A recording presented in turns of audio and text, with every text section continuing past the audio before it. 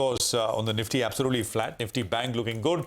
Vivek is now joining in. There's a story at the bottom of the screen. Sudarshan Chemicals is in the race for coatings and pigment company. So company in the same space that Sudarshan operates in. And Vivek, tell us more. Well, that's right.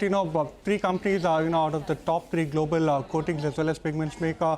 Remember, Huback GmbH, the German-based company, in April 2024, they had gone ahead and filed for bankruptcy. And what we understand from our sources is that Sudarshan Chemicals, the Indian company, has gone ahead and submitted a bid to actually take over the global operations of the coatings as well as the pigments business of this particular entity. Now remember, Huback Germany filed for regular insolvency proceedings over assets on April 23rd, 2024. So it will actually be an Indian company taking over a German MNC. The company filed for bankruptcy basically over the fact that they were unable to service the high debt they were reeling under, and also the company had made an attempt to restructure its debt but had failed to go ahead and get an approval from the lenders.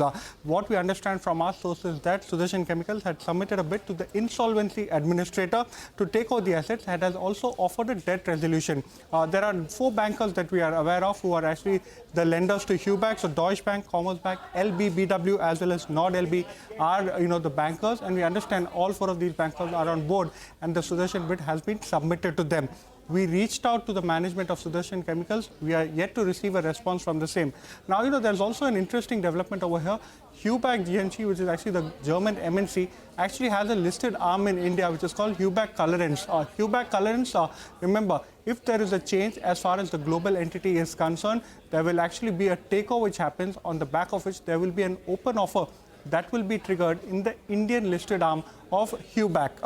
Along with that, one important thing to keep an eye out for is the fact that along with the open offer, Sudarshan Chemicals, in this particular case, may need to take on a little bit of debt, and that is something that the market will keep an eye out for, given the fact that this could be a leverage buyout, that they would be actually taking on a company that is as big as it, if not bigger, in terms of its actual top-line size. Okay, got it. Thank you so much for that. Thank you for watching CNBC TV 18, and do follow us on all our social media platforms for news, updates and more.